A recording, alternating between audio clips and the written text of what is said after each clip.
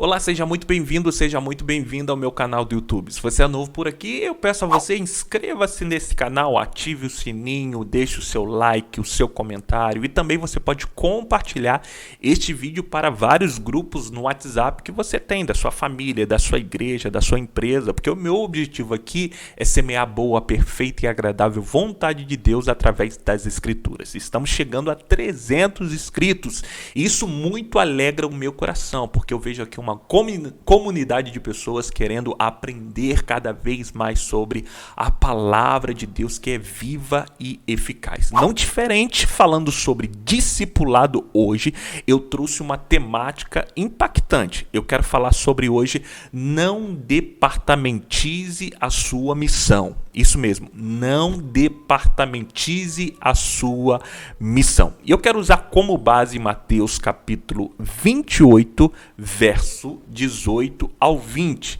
em que Jesus deixa registradas as seguintes palavras: Foi-me dado toda a autoridade no céu e na terra. Portanto, vão e façam discípulos de todas as nações, batizando-os em nome do Pai, do Filho e do Espírito Santo, ensinando-os a obedecer a tudo quanto eu lhes ordenei.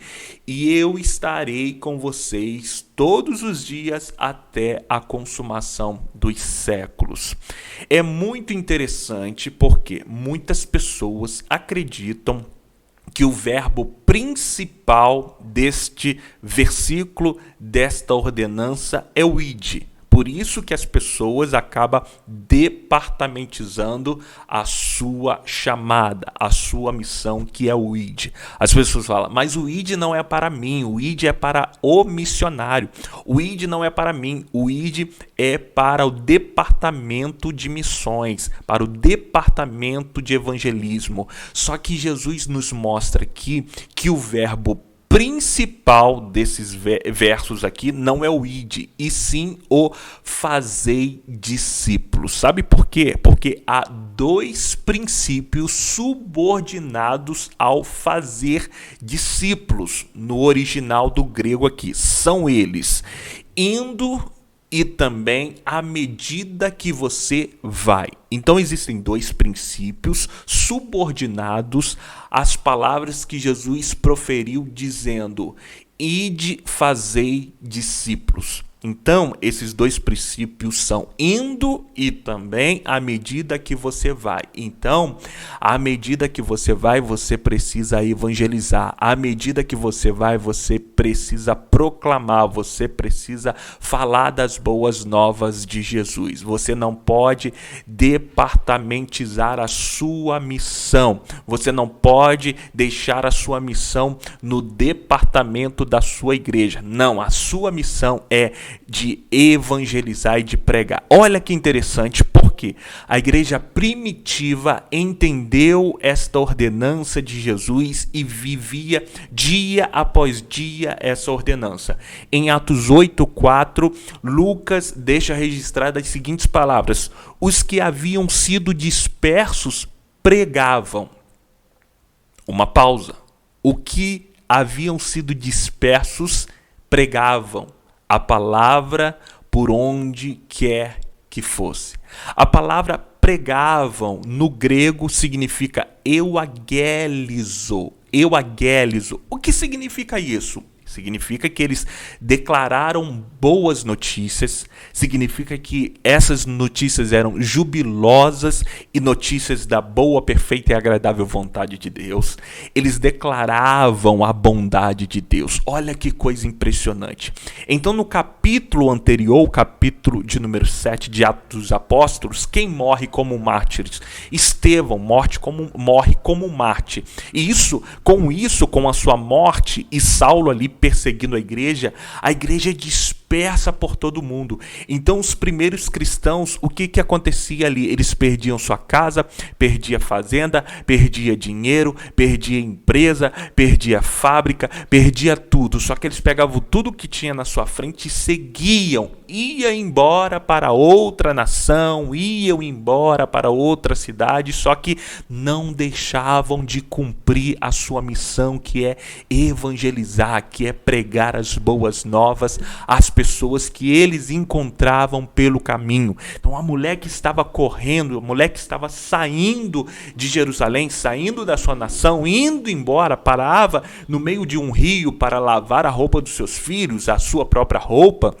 Ela encontrava com uma outra mulher e ela evangelizava, e ela pregava as boas novas, pregava sobre a soberana vontade de Deus. Mesmo perdendo tudo, mesmo sendo perseguida, ela ou ele não deixava de cumprir a sua missão. Eles não tinham departamento de missão, porque eles nem igreja tinham. Então Jesus nos chama para isso. Eu e você fomos chamados para evangelizar todos os dias. Jesus fala, foi-me dado toda a autoridade, todo o poder no céu e na terra, ou seja, tudo está ao soberano poder de Deus, tudo está sob o domínio de Deus. Então a minha e a sua missão é pregar. Lá na sua empresa, Cristo tem domínio. Lá no bar do lado da sua casa, Cristo tem domínio. Lá onde você compra o seu gás, Cristo tem o domínio. Lá no salão onde você corta o seu cabelo, Cristo tem o domínio. Então a sua missão é, enquanto você vai lá, enquanto você vai cortar cabelo, enquanto você vai no mercado, enquanto você vai na padaria, você precisa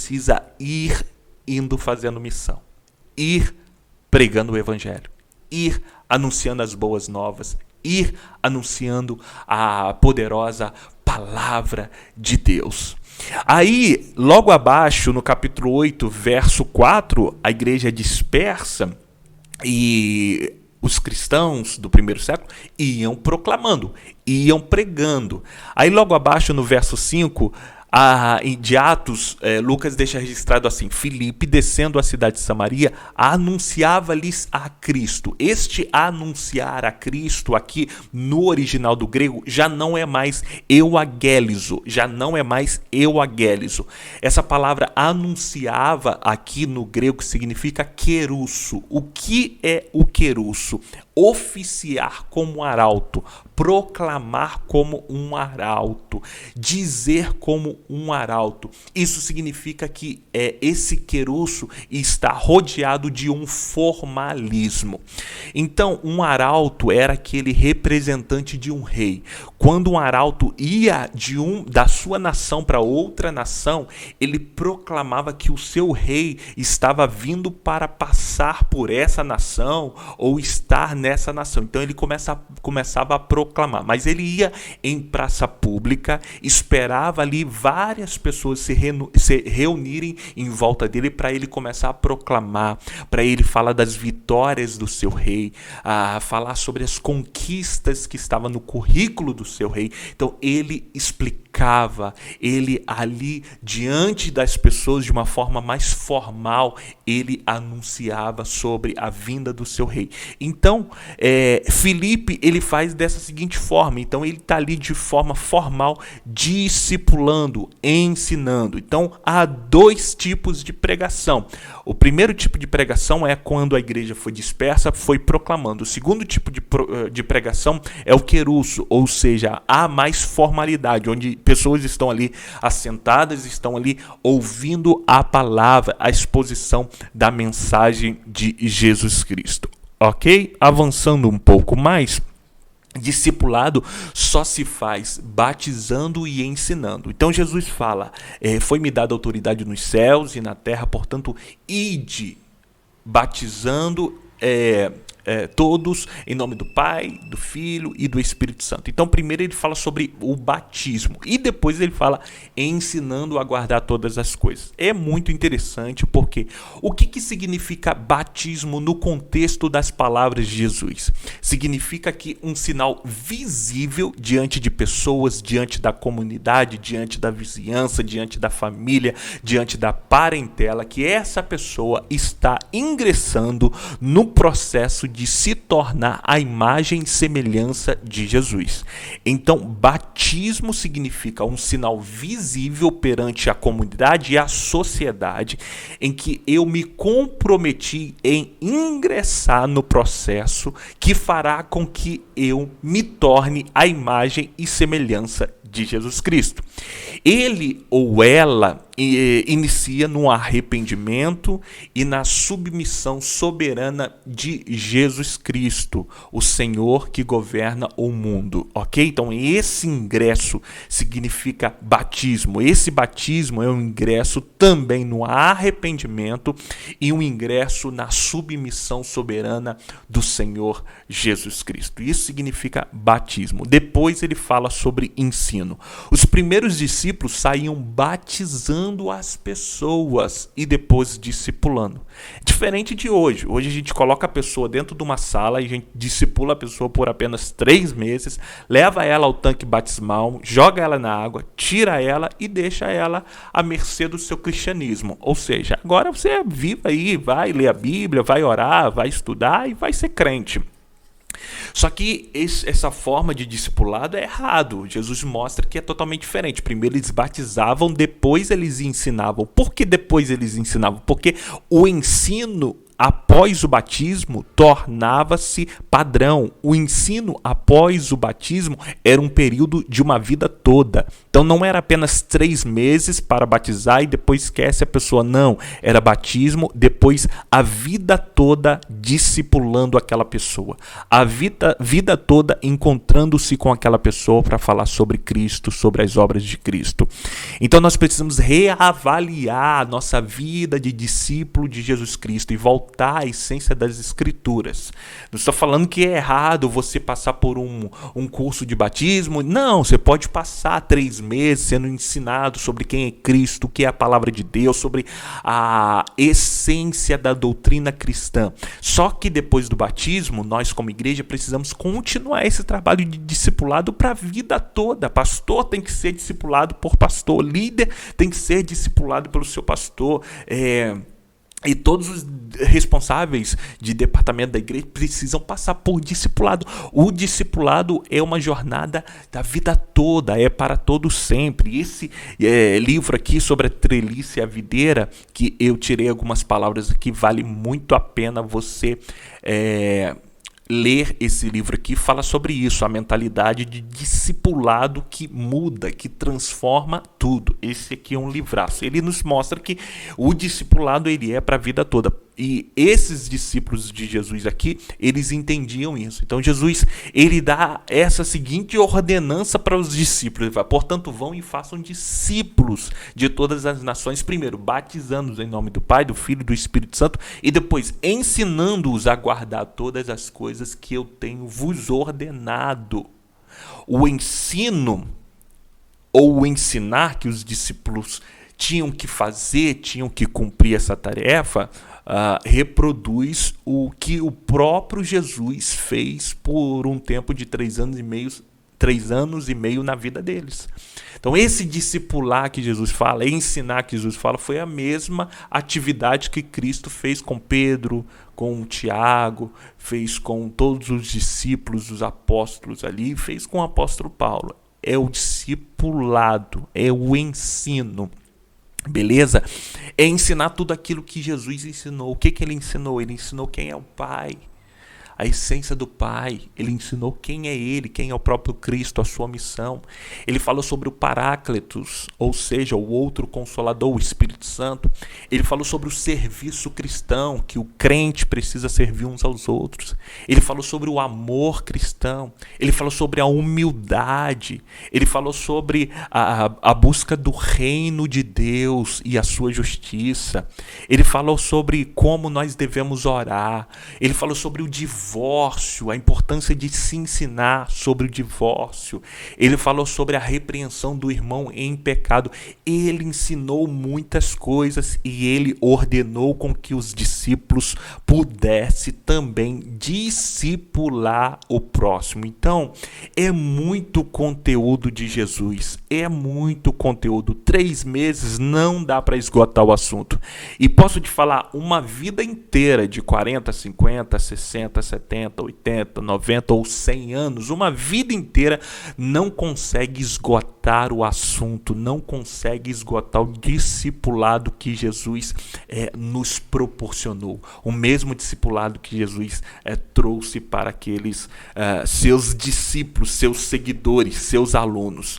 Beleza? Por quê? Porque ele quis apontar para nós a importância do discipulado e quis nos mostrar que discipulado é um trabalho para a vida toda.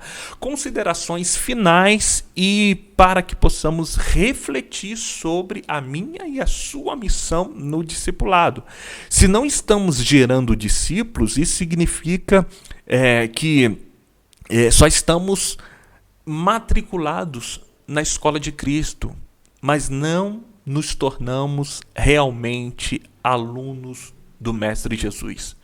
Então, se eu e você não geramos discípulos, se eu e você não batizamos pessoas, se eu e você, quando eu falo batizar pessoa, não significa necessariamente você levar a pessoa até a água, mas você precisa ter parte neste ministério, levando pessoas até o batismo. É muito lindo quando você vê uma pessoa, você discipula, você ensina aquela pessoa, traz a pessoa que estava perdida para mais perto, a pessoa passa ali pelo curso de preparação do batismo e depois você leva essa igreja no domingo pela manhã para levar essa pessoa para ser batizada. É lindo, você fez parte do batizar. Talvez é seu pastor, um outro pastor que está batizando, levando aquela pessoa às águas, mas você tem uma grande parte nisso. Por quê? Porque você discipulou, você ensinou aquela pessoa. Então isso é muito interessante, isso é muito lindo, isso é muito gratificante e você faz parte disso. E Jesus nos convoca para que possamos de fato ser discípulos que geram outros discípulos, discípulos que batizam outras pessoas, discípulos que ingressam outras pessoas no reino de Deus através do evangelho das boas novas. Mais do que ornar a treliça, ou seja, a estrutura, temos que fazer a videira crescer. É esse livro aqui. A treliça é a estrutura, é a igreja em si. Ele traz aqui, o Colin Marshall e o Tony Pine, ele traz aqui uma pergunta que muito me chamou a atenção. Ele fala assim, o que é mais difícil? Se reunir em uma igreja para saber qual será a próxima cor de um carpete, ou então, se não tiver carpete, vamos trocar. Qual que é mais difícil? Saber qual vai ser a cor numa reunião com os irmãos ou os irmãos saber qual que vai ser a cor da camisa do próximo congresso, ou levar um homem ou uma mulher até uma sala e instruí-los porque eles estão em pecado. O que é mais difícil? Você definir qual vai ser a cor da camisa do próximo congresso, ou você levar uma pessoa para uma sala mais reservada para repreender essa pessoa porque essa pessoa está em pecado? Sabe o que é mais difícil? O mais difícil é repreender a pessoa porque está em pecado. Sabe por quê? Porque para repreender alguém, eu e você precisamos ter uma vida no altar. Eu e você precisamos conhecer a palavra de Deus para saber qual é a forma correta de repreender o nosso irmão. Jesus deixou registrado isso. Se o seu irmão pecar contra você, vai e repreenda-o. Se ele não aceitar, leve uma testemunha. Se ele mesmo assim resistir, leve até a igreja. Se mesmo assim ele resistir, deixa ele de lado, porque você já fez a sua missão, você já cumpriu com o que as escrituras ensinam, você já fez a sua parte. Então, Jesus nos ensina dessa forma. Então, a gente precisa conhecer como devemos ingressar a pessoa para passar por isso. Então, é muito mais difícil que repreender a pessoa. Sabe por que é muito mais difícil? Porque a troca de camisa é uma coisa supérflua, ou seja, a cor de camisa é uma coisa que não transforma a vida de ninguém. Só que o repreender transforma. E a gente gasta muito mais tempo resolvendo cor de camisa do que discipulando as pessoas. As nossas igrejas têm mais tempo investido em nós ensaiarmos a semana toda, em nós nos reunirmos para comer pizza, para comer pipoca, ver um filme, do que de fato discipularmos pessoas. Por isso que é muito mais difícil a gente discipular e repreender o irmão que está em pecado. Ele nos chama para essa realidade e é uma verdade. Então fica muito mais fácil definir a cor da camisa do que ensinar o irmão na verdade. Tinha que ser o contrário, tinha que ser ensinar o irmão a andar na verdade, ser mais fácil.